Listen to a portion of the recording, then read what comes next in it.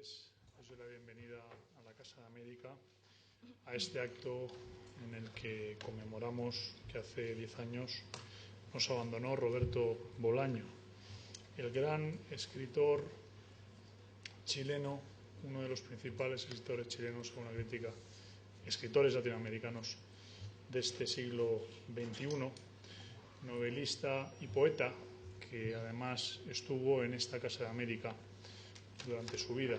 De hecho, en el año 2010, la Casa de América le tributó una semana de autor en colaboración con la Agencia Española de Cooperación. Esta tarde tenemos el honor de contar con escritores que conocen su obra y que van a compartir con nosotros sus reflexiones. Quiero agradecer a Eduardo Becerra, profesor de la Universidad Autónoma de Madrid, que nos acompaña esta tarde, también a don Sergio Marras, escritor chileno, y a la cronista doña Gabriela Wiener, que moderará este coloquio, don Juan Carlos Chirinos, novelista venezolano. Entre los actos que vamos a celebrar hoy y mañana, también quisiera destacar que mañana proyectaremos la película El futuro, dirigida por Alicia Sherson. Esta actividad la hemos organizado en colaboración con la Embajada de Chile, una embajada con la que trabajamos en distintas actividades, hoy basadas en la literatura y en este homenaje que rendimos al escritor chileno Roberto Bolaño, y en otras muchas de política, economía y un largo etcétera. Y quiero cederle la palabra al excelentísimo señor Enrique Gandásegui, agregado de prensa de la Embajada de Chile, para que nos dirija unas palabras. Muchas gracias.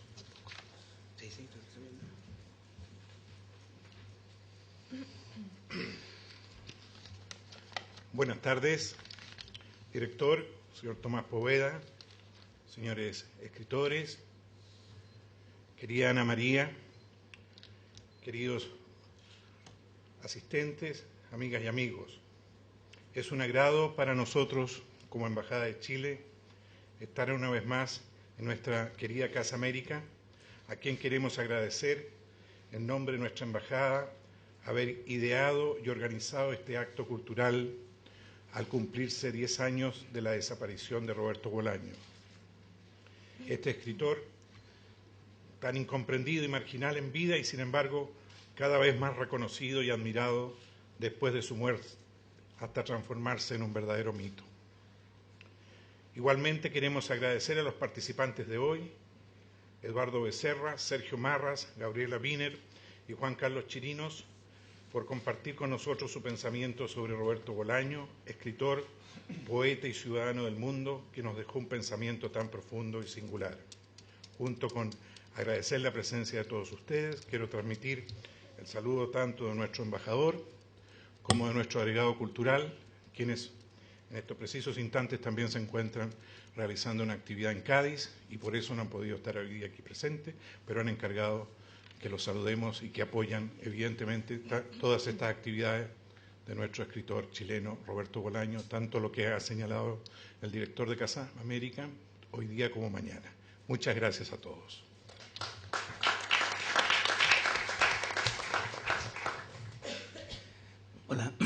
Hola, buenas tardes, ¿cómo están? Muchísimas gracias a la Casa de América por la invitación y estoy muy contento de compartir con tantos amigos y con estos excelentes escritores la conmemoración justo hoy, la desaparición de Roberto Bolaño.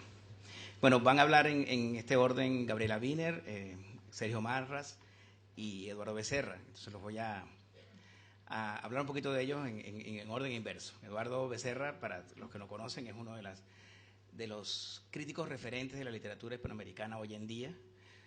Yo lo conocí originalmente como editor de la ya mítica Líneas Aéreas, la edición antología de literatura hispanoamericana del año 99, o que se presentó en el 99 por lo menos, ¿no? Aquí justo en la Casa de América. Y de ahí en adelante, pues claro, solamente he tenido momentos de alegría y de lectura sabrosa. Les voy a leer una sola frase que dice Eduardo de uno de sus libros, que tiene un montón. El libro se llama Ciudades Posibles, Arte y Ficción en la Constitución del Espacio Urbano. Sobre este libro él dice esto, sobre la ciudad, dice, más que pisar calles y las aceras de la ciudad, recorremos más bien sus imágenes. Esto lo dice, lo escuché en Conocer al Autor, una página web donde entrevistan a escritores, y entonces aproveché y escuché fui yo el que lo vio. Eduardo nos dará al final una panorámica con toda su sabiduría de la obra de Bolaño. Sergio Marras, aquí a mi izquierda, es un escritor, es dramaturgo, es director chileno. Yo tuve la suerte de conocerlo junto con su compañera Silvia en casa de Jorge Eduardo Benavides, otro referente literario aquí en Madrid. Hace ya como 4 o 5 años, ya no me acuerdo, una noche que la pasamos muy bien y tuve la suerte de leer A Ganas Locas, su primera novela. Yo pensé que era la última, pero en realidad es su primera novela, una novela preciosa. Y bueno, Sergio nos va a hablar ahora mismo estaba hablando con Sergio sobre su libro, La carta apócrifa de Pinochet a un psiquiatra, que ya tengo ganas locas de leer, y el libro y la obra de teatro sobre Macías el dictador, que en realidad es una metáfora de otras dictaduras. Él nos va a hablar esta tarde, vamos a hacer una comparación entre Arturo Belano y Benno von Archimboldi como dos personajes fundamentales de la literatura bolañana. ¿Se puede decir bolañana? Se puede, ¿no? No, bolañesca es que suena como a pasta, ¿no? Mejor bolañana. ¿Cómo es, maestro? Como yo quiera, ¿no? Y finalmente, y comenzando, va a intervenir Gabriela Wiener, de Perú, peruana. A Gabriela la acabo de conocer, hace como 2 meses nos conocimos, ¿no? En la presentación del libro de... También bebiendo. Y bueno, es escritora, periodista, poeta, estudió lingüística y literatura y tiene 2 libros, Sexografías y 9 lunas. 9 lunas es sobre su embarazo, que debe ser un libro precioso, que quiero leer pronto. Y esta tarde hablará sobre Fenómeno de Bolaño, lo dice literalmente, Fenómeno de Bolaño desde una mirada de cronista y nos advierte inevitablemente personal. Eso me tiene muy curioso. Pues nada, bienvenidos y adelante, Gabriela. Gracias, querido. Gracias a Casa de América por la invitación y bueno, estamos celebrando a Bolaño como debe ser y luego nos vamos a leerlo un poco. Dicen que desde que murió Bolaño todo el mundo tiene una anécdota que contar sobre él, ¿no? Yo estaba pensando que muy contenta porque voy a someterlos a mi propia historia, a mi anécdota, porque pasa algo curioso que yo llegué a Barcelona en el año 2003, de hecho 3 meses después de la muerte de Bolaño, y todo en Barcelona era él.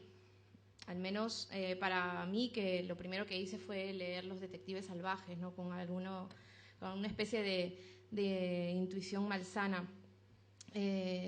Yo de pronto me había convertido en una especie de adolescente tardía, la verdad, porque en mi país trabajaba como redactora de un periódico y de repente en España me había vuelto la becaria más vieja del mundo. Trabajando en una revista a mis 28 años gratis y bueno, allá al menos tenía una casa, ¿no? Pero aquí, bueno, tenía que compartir un piso con 10 personas, ¿no? Y bueno, leer Los Detectives Salvajes fue como me hizo un daño irreparable, ¿no? O me salvó un poco la vida también, ¿no? Porque de repente yo tenía 28 años, pero tuve otra vez 19, ¿no? Era periodista, pero de pronto empecé a tomarme muy en serio lo de intentar ser escritora, ¿no? Literalmente me emborrachó, o sea, era como si otra vez estuviera caminando por esas calles de Lima, ¿no? Con poetas oscuros, ¿no? Que te prestaban libros maravillosos, o recorriendo las calles más bien de un libro como Rayuela, ¿no? Soñando con Europa, en concreto con París, ¿no? Con buhardillas y cigarros y manuscritos y paraguas que se pierden en los puentes y las lluvias, ¿no? Y sintiendo ridículamente que yo podía ser la maga porque no había leído tanto, etcétera, ¿no? Bolaño decía que había 2 cosas que le resultarían maravillosas. Una era perder la memoria y la otra era perder los años para volver a empezar. Y de alguna manera eso me estaba pasando. Esa especie de emoción juvenil y de pasión, de recomenzar una pasión por la escritura, es lo que mi primera impresión después de la lectura de Los Detectives Salvajes, ¿no? El primer libro que leí de Bolaño. Y de alguna manera di gracias por mi pobreza temporal, ¿no? Por mi desamparo, por la violencia que esto me generaba, ¿no? Y empezaba a tener mucho sentido, ¿no? Intentar vivir mi vida de esa manera, ¿no? Como si fuera también mi obra, ¿no? Como si estuviera escribiéndola al mismo tiempo que la vivía, todo eso real visceralista, ¿no? Que además te decían, bueno, es que no solamente es mi historia, o sea, también tu historia merece ser contada, ¿no? Aunque fueras un perro, aunque fueras un inmigrante que tiene que empezar de cero, ¿no? Un masturbador furioso. Y yo me repetía siempre este verso que quería compartir con vosotros de los perros románticos, ¿no? En aquel tiempo yo tenía 20 años y estaba loco. Había perdido un país, pero había ganado un sueño. Y si tenía ese sueño, lo demás no importaba. Ni trabajar, ni rezar, ni estudiar en la madrugada, junto a los perros románticos. Y el sueño vivía en el vacío de mi espíritu. Realmente Bolaño siempre tenía esa doble personalidad, o esa manera en que de repente afrontaba la creación y de pronto respondía en la entrevista de manera siempre provocadora, ¿no? Porque podía escribir sobre escritores, se notaba que le apasionaban las historias de poetas, los jóvenes poetas, y de repente decía, bueno, yo suscribo lo que dice Artaud, ¿no? Que escribir es una marranada y todos los escritores son unos cerdos, ¿no?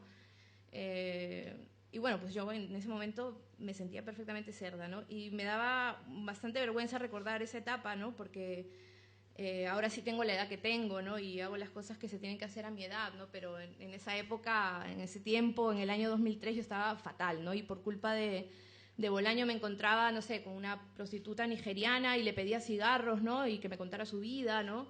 Y iba por la ciudad, ¿no? Y todo era una fantasía bolañesca, ¿no? Cruzaba la calle Tallers, ¿no? Cerca donde había vivido Belano, o pasaba en tren por el camping Estrella de Mar, donde habían trabajado Belano y Bolaño, y sentía que perseguía sus huellas, ¿no? Que encontraba pistas, que iba a llegar al desierto de Sonora en mitad de la Rambla, o me compraba un billete de tren y decía, bueno, que me lleve hasta donde me tenga que llevar, ¿no? Y eso fue lo que hice, lo recuerdo muy bien, esa noche en que, tal vez era un día como hoy, pero en la noche en que la biblioteca, no puede ser un día como hoy, pero en la biblioteca de Blanes, hacía 3 meses que había ocurrido la muerte de Bolaño, le ofrecían un homenaje, y me tomé un tren y ya os imaginaréis el subtexto de todo eso, ¿no? En ese frenesí, ¿no? En ese delirio fanático. Yo estaba dentro de Los Detectives y creía que estaba haciendo algo muy original, además, ¿no? Ahora que lo pienso, creo que dejé de leer a Bolaño en los últimos años, cuando todo el mundo ya empezó a leerlo, ¿no? Y también me pasó con Keanu Reeves, me acuerdo, pero cuando lo vi en el video de Sandra, pensé que solo yo me había dado cuenta de que era guapo, ¿no? Pero no, todavía faltaba Matrix, faltaba 26666.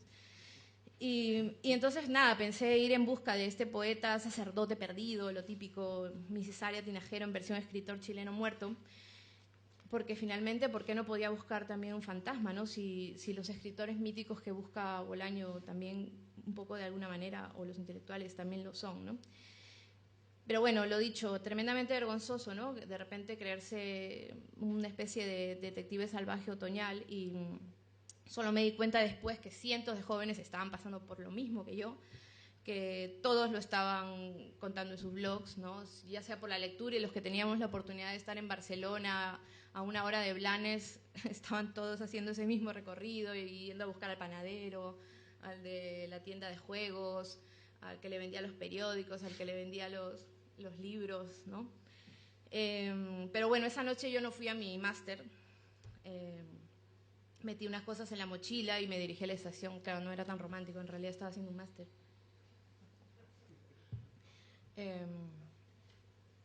Bueno, y no tenía ni idea de cómo volvería, a ver si esa noche igual me quedaba ahí, en un hotelillo de mala muerte, mejor, ¿no? Y lo bueno es que al día siguiente podría recorrer el pueblo, preguntar por él, ¿no? Y entonces, esa noche la biblioteca estaba toda llena y estaban ahí en el escenario Rodrigo Fresán, Javier Cercas, Enrique Vilamatas, Alan Pauls y otro escritor que no me sonaba, ¿no? Y bueno, todos estaban bien, contando miles de anécdotas mucho más divertidas que esta.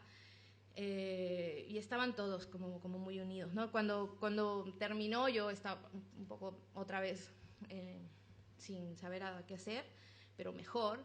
Y entonces me fui siguiendo a la gente que se dirigían a algún sitio, a alguna recepción, a alguna fiesta posterior.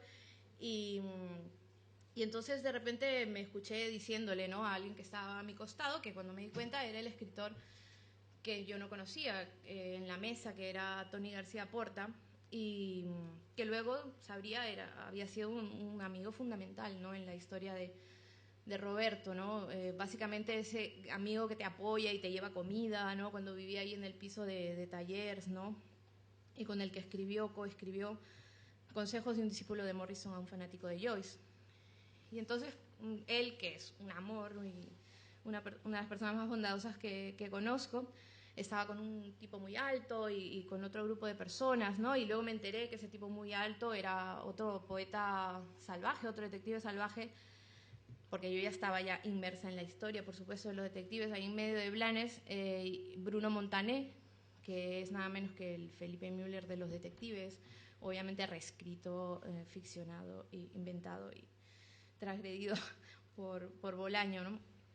Pero bueno, es el amigo de Belano, que vive en Barcelona.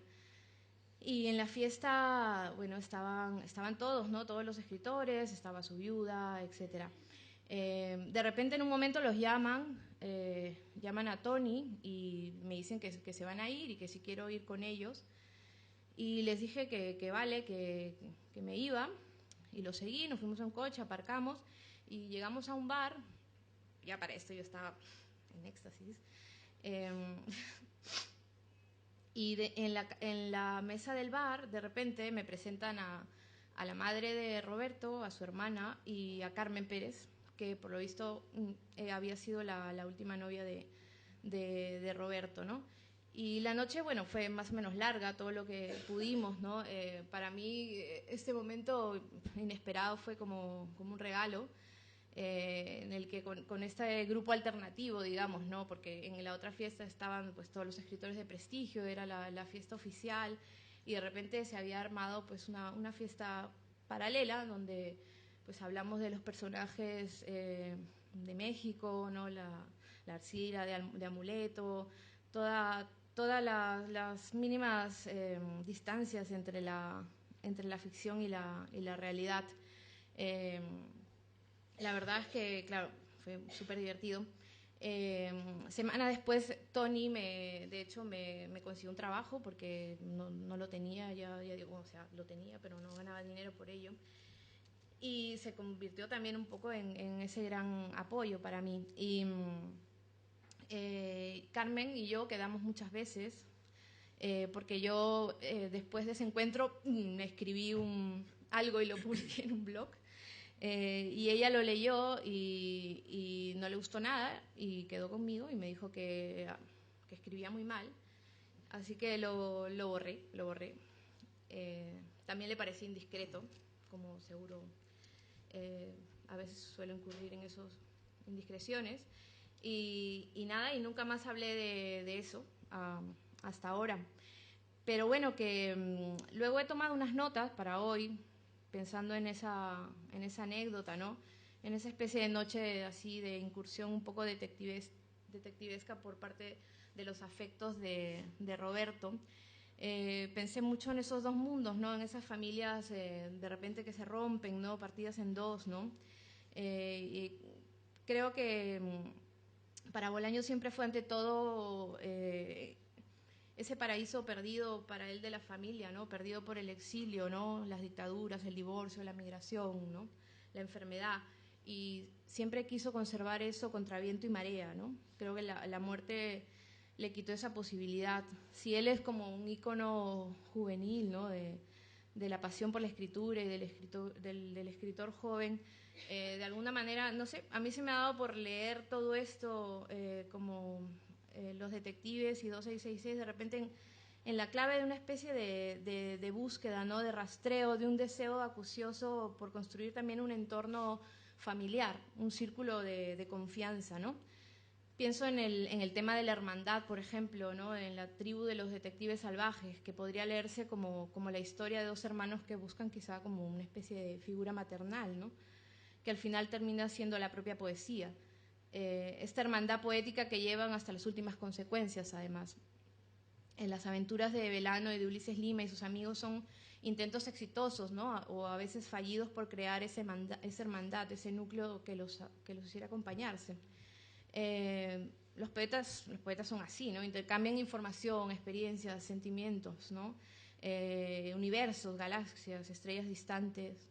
Y hay una comunicación extraordinaria porque se reconocen en ese otro lenguaje, ¿no? Esa sangre arcana. Y es en ese momento de reconocimiento cuando los poetas ven la misma luz al final del túnel, ¿no? Y ahí es que se genera la hermandad. Y es difícil nombrarlo y explicarla, ¿no? Pero tiene que ver con eso, con las calles trajinadas de las que les hablaba al principio, ¿no? De los libros leídos, los cigarros apagados, esas búsquedas que se vuelven una sola, ¿no? Una gran búsqueda. Y el sentido del conocimiento transformándose en una especie de hogar. Juan Villoro apuntaba que Los detectives no es la historia de un artista aislado, ¿no? Es la saga de una tribu. Leer el libro significa ser parte de la selecta hermandad de aquellos que desean entender el mundo de manera diferente para poder cambiarlo, escribió. Y también está este profundo latinoamericanismo, ¿no? De Bolaño, ¿no? Chilenos que leen a peruanos, mexicanos que leen a argentinos, ¿no? Y se conectan en cualquier parte del mundo en una especie de patria literaria, ¿no? Pero hay otra clase de hermanos, ¿no? Los hermanos intelectuales también, las tribus académicas, ¿no?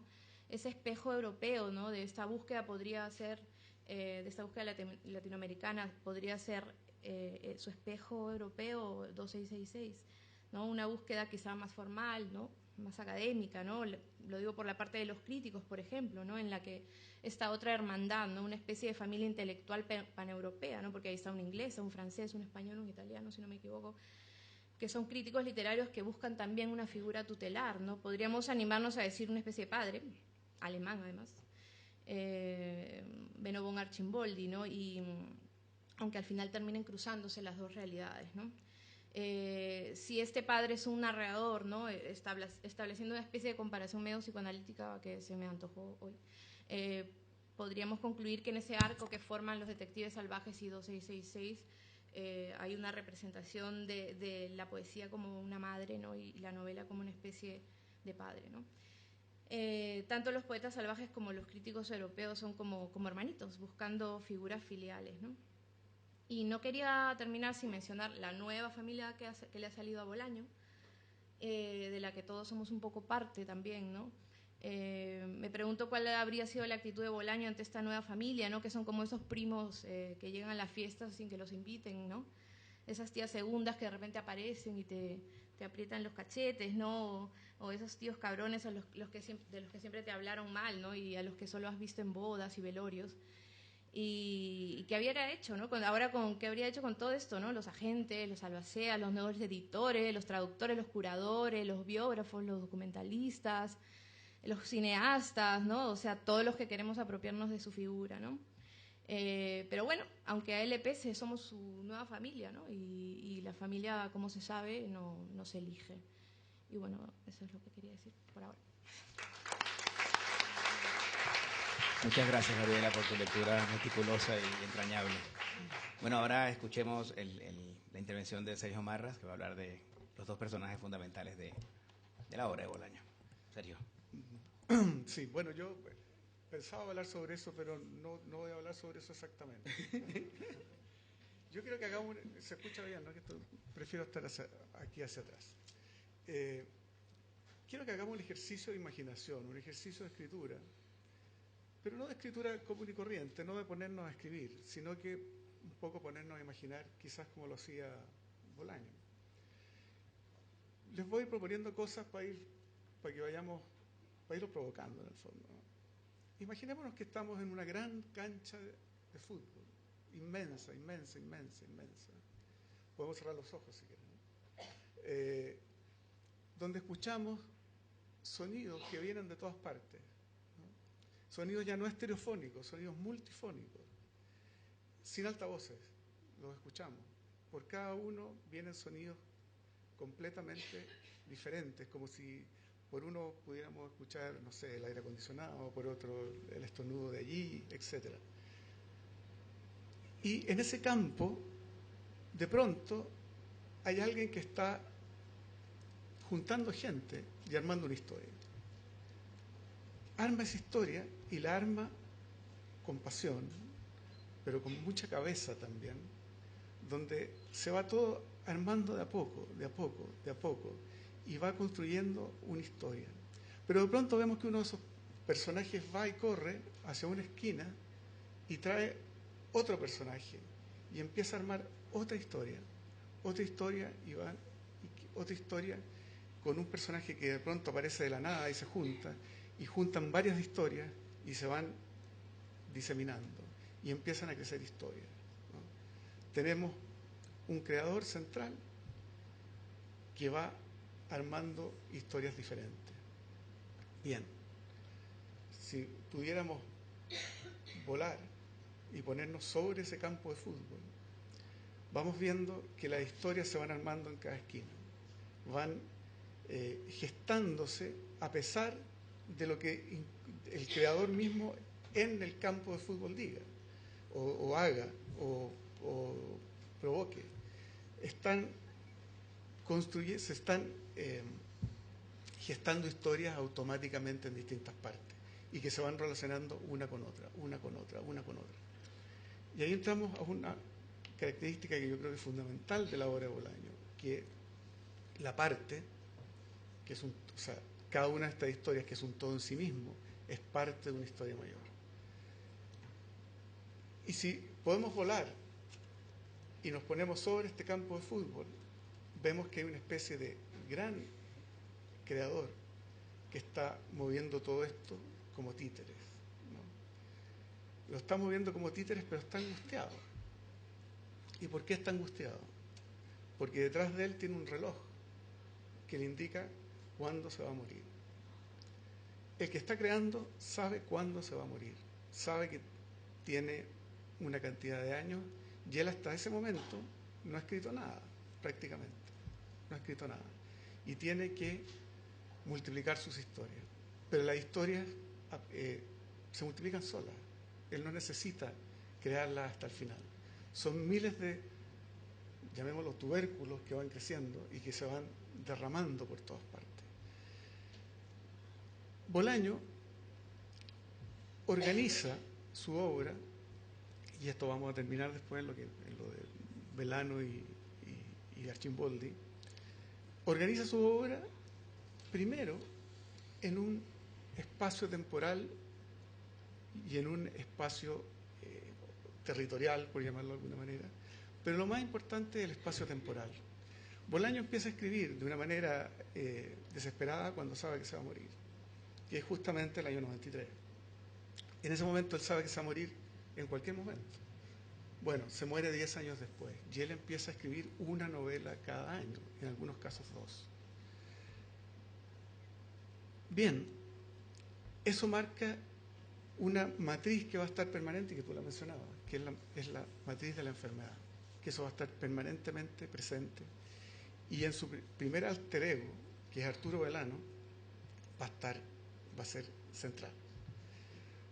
El personaje central de Bolaño es obviamente el mismo, porque toda su obra, en el fondo, es una novela de aprendizaje, es lo que se llamaba antes, o todavía se llama, una Bildungsroman, es una novela que es de alguna manera una autobiografía, donde hay un actor que es protagonista. Bolaño, de las 10 novelas, los 34 cuentos, los 3 libros de cuentos, que él publica sabiendo que se van a publicar, lo que se hace después no lo tomo en cuenta. Derechamente no lo tomo en cuenta. Podríamos discutir infinitamente que son borradores, raspados de la olla, como se dice en Chile, lo que ustedes quieran. Pero para mí todo esto muere en 2666 y en El Gaucho Insufrible. Bueno, este autor-actor que permanentemente narra, es narrado o participa, digamos, ¿cierto? Su ejemplo máximo es Los Detectives Salvajes, ¿cierto? Ahí Arturo Belano una vez que desecha a Roberto Bolaño como protagonista, porque aquí estamos hablando de Roberto Bolaño y Arturo Velano, personajes, no del escritor. Roberto Bolaño parte, ¿no es cierto?, las dos primeras novelas, pero en una de ellas hay un punto de inflexión en que dice Roberto Bolaño no puede ser personaje. ¿Por qué? Porque no puede seguir escribiendo su biografía. Entonces trae un alter ego, que es Arturo Velano, que reescribe su última historia. Y ahí parte Arturo Velano, un autor-actor, un escritor, que es Bolaño en el fondo, que está enfermo, que se va a morir y que tiene que luchar contra dos poderes fácticos: el mercado editorial y la crítica. Y eso lo mata. Y él lucha contra eso, lucha, tratando de consolidarse como escritor. Nunca lo va a poder hacer del todo Arturo Velano, no Roberto Bolaño. Roberto Bolaño finalmente lo va a hacer, ¿no es cierto? Donde al final va a terminar, después de una serie de vicisitudes y de peripecias, escapando a África. Y no sabemos si muriendo en África o no. Está muy enfermo y ahí ha decidido, no se sabe bien, terminar sus días. Pero, entre medio, este escritor, el personaje escritor, escribe. Por lo tanto, hay un autor-escritor que escribe permanentemente y que son todas las novelas y los cuentos, del cual su ejemplo máximo es 2666, que es producto de la escritura de Arturo Velano dentro de la peripecia general, dentro de la obra general. Eso hace, volviendo a la metáfora, si queremos llamarla, del campo de fútbol, que no es mío, es de él, ¿no? Donde en un ámbito, llamémoslo ámbito, en un universo simbólico que es el de la literatura, se desarrolla un autor-actor que va a luchar contra el poder, contra los poderes fácticos del mercado editorial y la crítica, y va a salir más o menos parado, ¿no? ¿Qué hace este autor-actor que está luchando contra todo esto? ¿Qué puede hacer cuando sabe que se va a morir? Crear un antihéroe, ¿no? ¿Quién es ese antihéroe? Es Benno von Archimboldi. Benno von Archimboldi es otro escritor que es creado por Arturo Velano, o sea, es un personaje creado por otro personaje, en que va a hacer todo lo contrario. Va a ser lo que Velano siempre quiso ser: un escritor que no le importa el mercado editorial y la crítica, que va a escribir lo que quiere, que una parte importante de las peripecias velanianas son su relación con las mujeres, ¿no? Donde siempre termina llamándolas por teléfono, diciendo, ¿no? O sea, con las llamadas telefónicas finales, digamos, ¿no? Porque ¿qué le pasa? Cada vez que se relaciona con una mujer se enamora, ¿no? Porque sea quien sea, trata con una prostituta, finalmente se enamora, se la quiere presentar al padre, decir que es una novia, con una mujer que lo trata pésimo, que le dice que lo quiere, que no lo quiere, que se acuesta con sus amigos, etc. Él finalmente dice, por favor, yo te quiero, quiéreme. Y ahí está lo que tú decías, de lo de la familia, etc. Velano necesita eso. ¿Cómo crea el antihéroe? El antihéroe le da lo mismo. Le da lo mismo. A él le llueven las mujeres, ¿no? Cuando hace el amor con ella está pensando en otra cosa.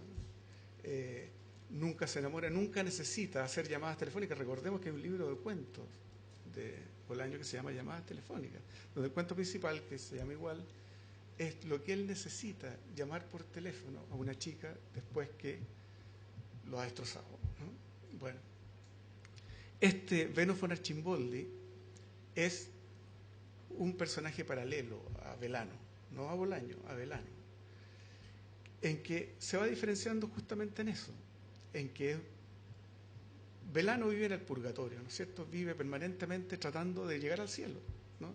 De pagar todas sus culpas para llegar al cielo.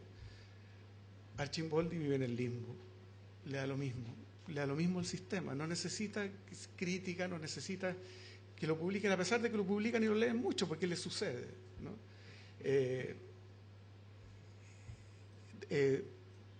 También yo he trazado ciertos ejes que, bueno, no es aquí el momento de explicarlo, pero básicamente hay un eje que es del dominio-sumisión. Velano siempre está o dominando o sometiéndose. Dominando o sometiéndose. Cuando no resulta mucho dominar, se somete inmediatamente, ¿no? ¿Para qué? Para conquistar a quien tenga delante, sean amigos, sean mujeres. Arcimboldi no. Arcimboldi está al margen, no necesita dominar ni someter, porque él es el solo, ¿no? Él vive su vida aparte, y además gana mucho dinero, que es algo que siempre Velano, el personaje no Bolaño, quiere tener.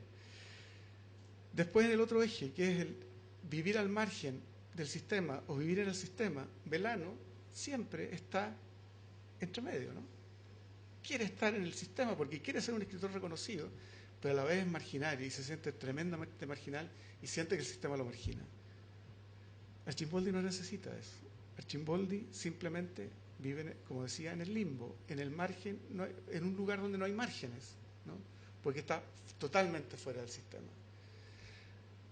Bueno, finalmente podría entrar en miles de diferencias, digamos, pero básicamente Velano es un poco parecido al Bolaño real, y Beno von Arcimboldi yo diría que es lo que Velano siempre quiso ser, si hubiera hubiera logrado salirse de las ansias de ser canonizado. Velano, vuelvo a repetir, Velano no Bolaño, porque a Bolaño no sabemos qué podría haber pensado. Estoy tratando de ir a los personajes. Finalmente, von Arcimboldi, al igual, tiene un itinerario muy parecido a Velano. También va a ir a morir o a estar en un lugar desconocido, que no es África, pero significativamente es México, ¿no? Donde va Arcimboldi a perderse, ¿no? Es México, que es donde Velano tiene su experiencia principal, ¿no? Como escritor y como adolescente y como persona y como escritor. Bueno, por lo tanto, ya tratando de hacer un resumen de este campo de fútbol donde están estas óperas estas obras, ¿no es cierto?, en que estas historias que se juntan unas con otras, y este escritor que mira desde arriba con el peso de que sabe que eso se va a acabar en algún momento y que además en el mismo campo le explotan minas, ¿no es cierto? De repente va un personaje y ¡pum!, ¿no? Porque Bolaño dice que la literatura es un campo minado, ¿no? Donde unos y otros en cualquier momento pueden desaparecer o pueden ir a romper una historia o pueden,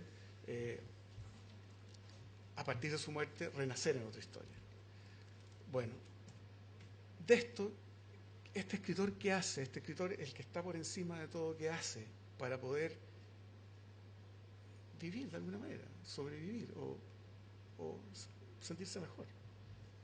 Crea una historia paralela, que es la historia de Beno von Arcimboldi, que es el escritor que está en la libertad máxima, que no depende de los periódicos, que no depende de los agentes, que no depende del mercado editorial, que no depende de la crítica, que escribe por escribir, que es aceptado a pesar de él, porque él realmente no hace nada, que las mujeres lo buscan y él las deja, no tiene que hacer ninguna llamada telefónica, y que finalmente desaparece ya anciano, no muere de una enfermedad, desaparece anciano en el lugar donde nació a la vida literaria, ¿no?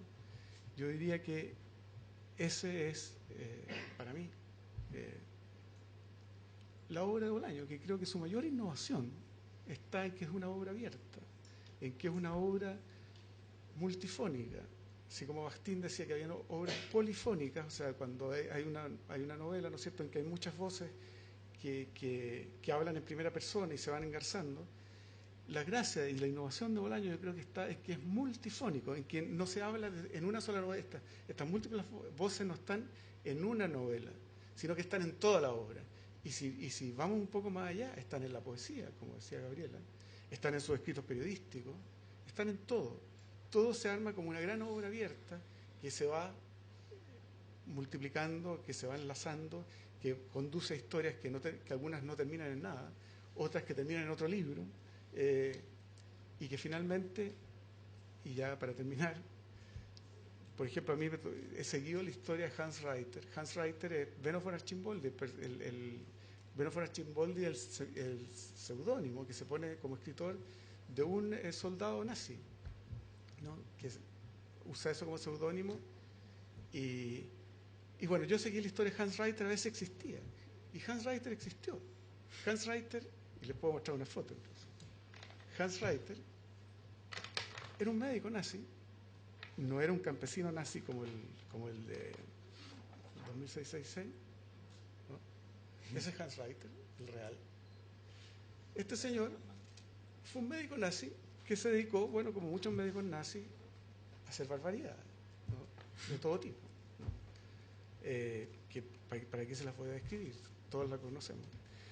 Este Hans Reiter es juzgado en Nuremberg, pero no le encuentran demasiadas pruebas y finalmente sale libre, termina como profesor, muere en 1969 como un profesor de medicina, era especialista en todo lo que es artrosis.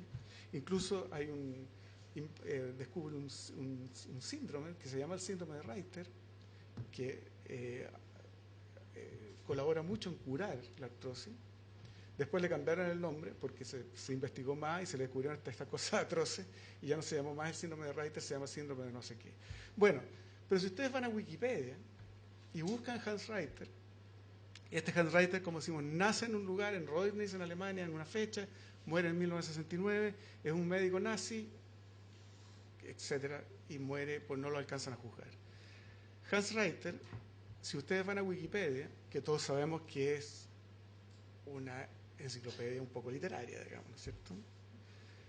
Hans Reiter resulta que cuando lo liberan de Nuremberg, se va a Argentina. Se va a Argentina. ¿Y en quién se transforma Hans Reiter? En J.M.G. Archimboldi, ¿no? ¿Y quién lo descubre? Lo descubre un profesor argentino especialista en literatura francesa. El primer Archimboldi escribe en francés. Y resulta que cuando le avisa a la policía y lo van a buscar, el tío ya murió, ¿no? Ya murió, y resulta que es el Hans Reiter, que es J.M. Archimboldi, que es Benno von Archimboldi después. Bueno, esto ¿qué es? Todos me dirán, bueno, por eso lo escribió en Wikipedia. Sí, vale, pero ¿y? ¿Es verdad? ¿Es mentira? ¿Es la literatura que continúa? Por lo tanto, lo que yo quiero decir con esto, me alargué mucho, es que otra gracia de Bolaño es que su literatura permite, es una obra tan abierta que permite, a lo mejor eso lo escribió él, lo de Wikipedia, podría haber sido perfectamente, o algún amigo, o su hijo, o cualquiera, ¿no? Y esto puede seguir permanentemente, y eso es la característica principal de Bolaño, que es una obra abierta y que no tiene fin, ¿no? Eso es. Gracias. Muchas gracias, Sergio, por esa mirada tentacular de Bolaño. Bueno, y ahora, por último, va a intervenir Eduardo Becerra y después abrimos un pequeño periodo de preguntas y de conversación con los autores. Bueno, muchas gracias a la Casa de América, mi amigo Juan Carlos Chirinos. Y bueno, yo más o menos me pidió también que hablara, hiciera un mínimo balance de ciertos aspectos que orbitan alrededor de la obra de Bolaño. Yo empiezo luego trataré de explicar por qué empiezo así. Yo leí a Roberto Bolaño por primera vez, me acuerdo perfectamente, hace 17 años. Le conocí hace 16. Yo era seguro que bastante mayor que la edad que tenía Gabriela cuando lo conoció. Y entonces, más que algunos sueños juveniles, al principio Roberto Bolaño me provocó alguna pequeña pesadilla. Alguna gente que está aquí lo sabe bien también. Pero siempre fue un contacto posteriormente muy grato y una relación esporádica sobre todo en Madrid, cuando venía él. Quiero decir que no, lo de las pesadillas no quiere decir que yo le guardara ningún tipo de rencor. Le leí hace 17 años, le conocí hace 16 y, sinceramente, el primer artículo escrito sobre Roberto Bolaño fue hace 4 meses. Luego explicaré más por qué digo esto, pero en principio siempre me pareció un autor que habría que masticarlo, leerlo, masticarlo y digerirlo muy, muy despacio, porque digamos que las cosas que aportaban era de una densidad, de una complejidad bastante evidente. Y esto tiene que ver con cierta rapidez o ciertos aspectos caracterizados por la rapidez en su recepción, que luego explicaré después. También, como yo soy profesor de literatura latinoamericana, pero también, como ha dicho Chirinos, con una amabilidad excesiva, en determinado momento también pues participé, digamos, de cierto contexto editorial muy vinculado a la narrativa latinoamericana, por la que, digamos, un contexto por el que orbitaba también Bolaño. Yo exactamente hace 10 años estaba en un congreso en Murcia y me llamó Rodrigo Fresán para decirme que Bolaño había muerto. Era un congreso sobre narrativa en español, de narradores. Pues estaba organizado por un escritor, era en el año 93 y en ese año la mayor parte de la gente que estaba aquí, que estaban allí en ese congreso, estábamos cumpliendo 40 años. Y entonces el congreso se llamaba En Cuarentena, ¿no? Que era narradores cuarentones y críticos también cuarentones, que nos reunimos para hablar del panorama literario en ese momento. Digo esto también porque en ese momento que muere Bolaño, yo escuché muchas intervenciones, muchas charlas, muchos coloquios, y las menciones a Roberto Bolaño fueron escasísimas. Estoy hablando del 2003, porque también a veces da un poco la impresión de que este efecto, este impacto absolutamente de una onda expansiva terrible de Roberto Bolaño, parece que fue el que escribió Los detectives salvajes y de repente se convirtió, digamos, en un referente mundial, ¿no? Y la cosa fue mucho más lenta. Yo siempre cito un ejemplo muy claro porque yo, digamos, estaba ahí, si se puede llamar así. Yo me acuerdo que en su momento tuvo, y es de una época muy, muy parecida, en su momento fue muchísimo mayor la repercusión que tuvo la aparición de En busca de Clinsor de Volpi con el Biblioteca Breve, perdón, que el que tuvo Bolaño con Los detectives salvajes, que fue un premio Ralde y luego un premio Rómulo Gallego, no lo olvidemos. Pero inmediatamente yo me acuerdo que se habló mucho más. ¿Por qué? De nuevo, porque en aquel momento En busca de Clinsor se tradujo inmediatamente al inglés, algo que era bastante excepcional en ese momento para la obra de un escritor, un joven escritor que escribía en español.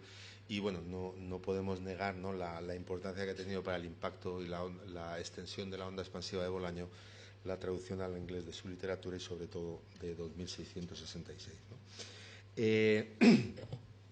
En este proceso conmemorativo, que sin duda es justo en el caso de Bolaño, yo he estado repasando un poco algunas opiniones, críticas, artículos que se han hecho acerca de Roberto Bolaño, y generalmente los temas, repite una y otra vez, son preguntas por las causas del éxito de Roberto Bolaño, ¿no? ¿Por qué? ¿Por qué? Y por un lado está esa pregunta por las causas del éxito de Bolaño, y por otro lado es la constatación de esa omnipresencia del efecto Bolaño. Y esto siempre me ha resultado muy curioso. A mí me parece el éxito es indiscutible, pero yo el efecto Bolaño y la influencia de Bolaño, me parece que no es una cosa. O sea, uno no escribe una obra, por muy obra maestra que sea, y de repente al año, a los 2 años, a los 3 años empiezan a florecer como setas novelas y ficciones que imitan, no sé, los modos y las temáticas de un escritor como Roberto Bolaño. Yo he leído reseñas, hace poco di una conferencia en Barcelona, empezando con una cita de una reseña de un libro de cuentos que ni me acordaba de quién era el libro ni quién lo reseñaba, pero que decía que se notaba mucho la influencia de Bolaño. Lo que no decía era por qué ni en qué, ¿no? Pero se notaba, y luego todo el mundo dice que el efecto Bolaño y la onda expansiva Bolaño, etc. Entonces, esto me hace preguntar una cosa que yo siempre me pregunto, o sea, ¿qué significa ser influyente? ¿No? Es decir, el éxito está muy claro, es que hablen mucho de ti, que vendas mucho, etcétera, etcétera, pero ¿qué significa ser influyente, ¿no? Y hace muy poco salió una noticia con mucha repercusión, que decía que 2666 era la novela más influyente de la literatura en español. Y estamos hablando de una novela de hace 7, 8, 10 años, vamos, 10, 9, que se publicó un poco tiempo después de la muerte de Roberto Bolaño, ¿no? No El Quijote, no otro tipo de novelas, de ficciones, no Cien años de soledad, no Rayuela, era 2666, ¿no? Entonces, es una cosa que... Era siglo XXI, creo. Sí, puede ser. Entonces, es un hecho que a mí, a 7 años vista, me produce mucha perplejidad y curiosidad, ¿no? Decir que la novela más influyente de la literatura en español, no estamos hablando de una literatura, no digo que sea mejor o peor que otras, pero de luego es una literatura que ocupa una extensión absolutamente enorme, ¿no? Y otra pregunta es ¿cómo se mide esa influencia, ¿no? O sea, ¿cómo se mide la influencia? Es las veces que lo nombras, lo influyente que es alguien, ¿no? Entonces son preguntas que me parece que denotan una rapidez excesiva a la hora de valorar la literatura de Bolaño y sus efectos. Entonces, no digo que no sea justo, digo que a veces puede tener como ciertos efectos levemente nocivos, en mi opinión, ¿no? Rodrigo Fresán, que es un autor que era, como ha dicho ya Gabriela, era íntimo amigo de él y muy buen conocedor de su literatura, un buen lector, habla de una frase, o sea, ha utilizado una fórmula que me parece que define muy bien este contexto, que es el de la rápida posteridad, ¿no? Y esto es una cosa, supongo que casi todos ustedes conocerán ese pequeño texto de Augusto Monterroso, que dice: a mí siempre me preguntan que por qué escribo y para quién escribo, y dice: yo para la posteridad, ¿no? Decía Augusto Monterroso, ¿no? Yo para la posteridad. Pero la posteridad, estaremos todos de acuerdo en que es algo que siempre nos ha parecido una cosa que siempre estaba muy lejos en el tiempo, ¿no?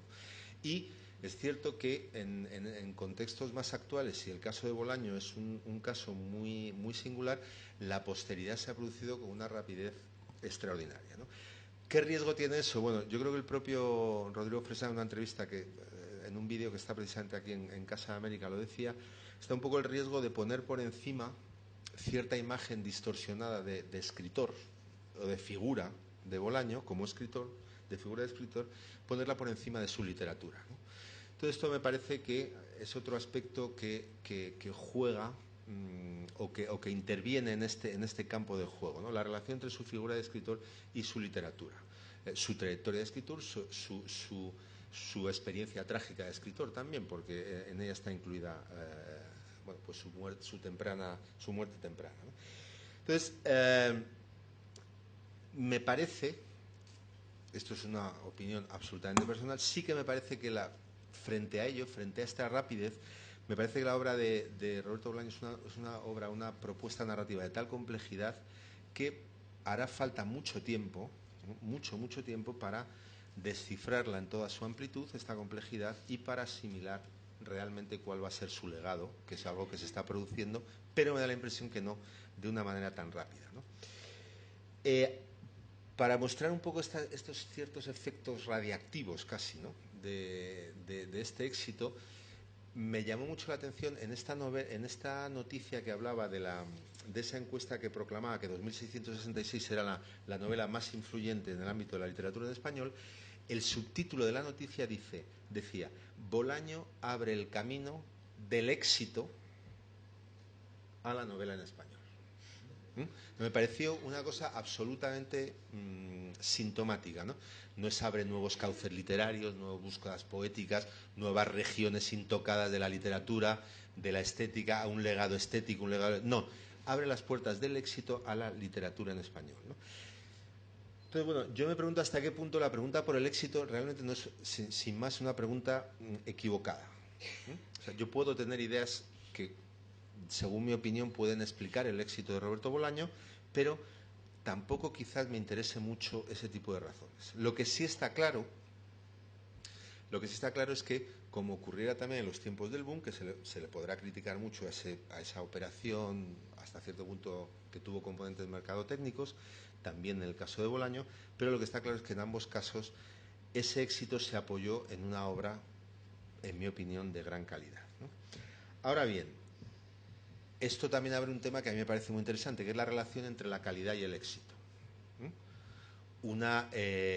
cuando se habla de que uno escribe o uno, digamos, está beatificado por la posteridad, generalmente eso le ha pasado a muchos artistas que en su momento murieron en la más extrema pobreza y en la más absoluta incomprensión, ¿no? Y es cierto que, bueno, excepcionalmente hay casos como el de... bueno, hay casos donde esto no se produce, ¿no?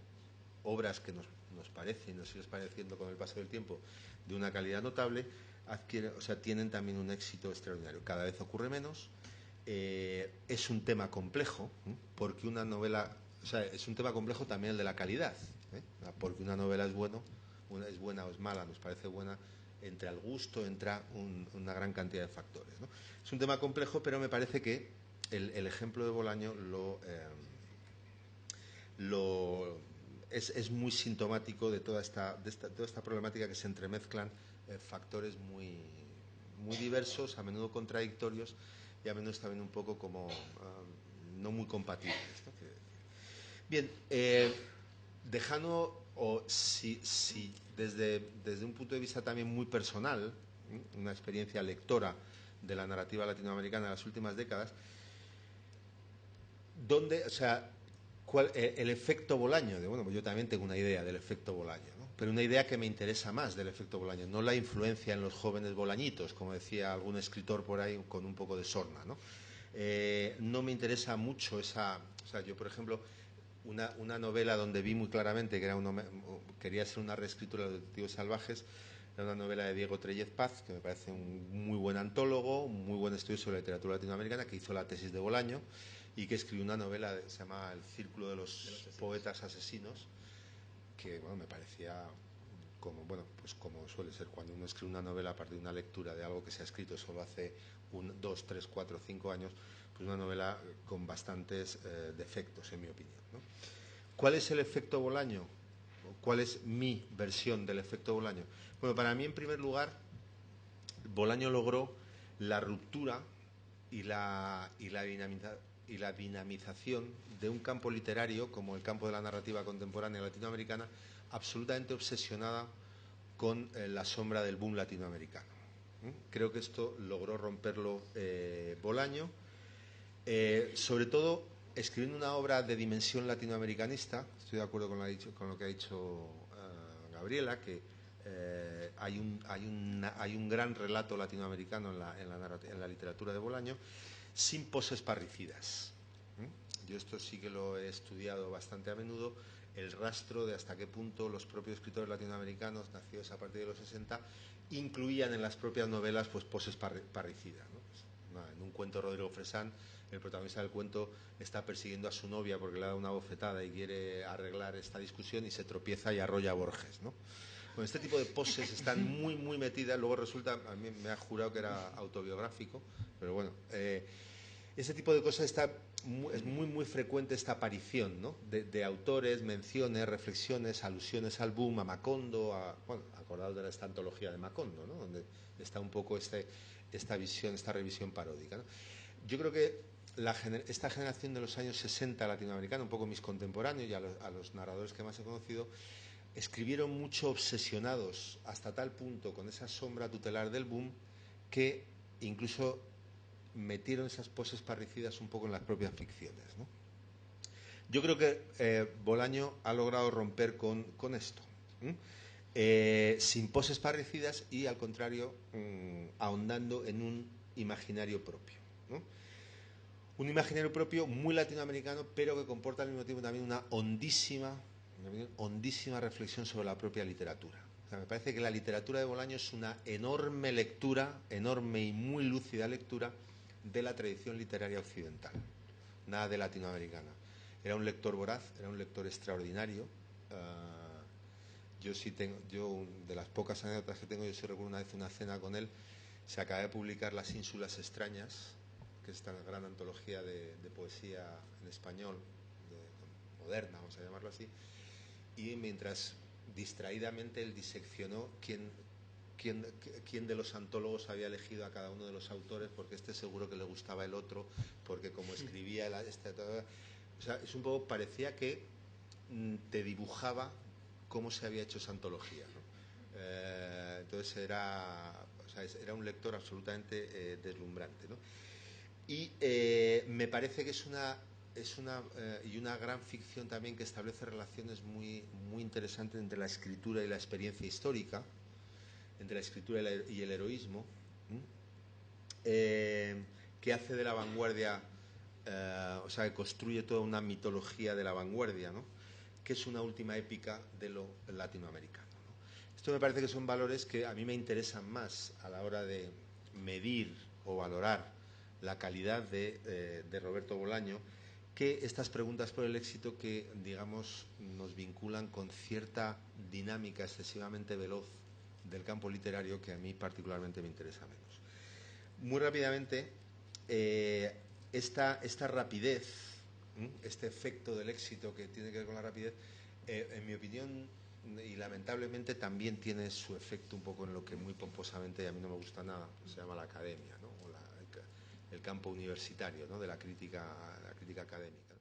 O sea, yo he podido comprobar, por ejemplo, tengo noticias de la cantidad de tesis doctorales que se están haciendo, por supuesto, en Chile, sobre Roberto Bolaño, por supuesto en México, conozco muy bien la cantidad de tesis doctorales que están haciendo en España, y también en Francia, ¿no? Hace poco Gustavo Guerrero, que es gran crítico y profesor catedrático de literatura latinoamericana en París, decía que él se negaba ya a cuando alguien se le acercaba y quería estudiar o Bolaño o Belatin o Bellatín, como quieran ustedes, o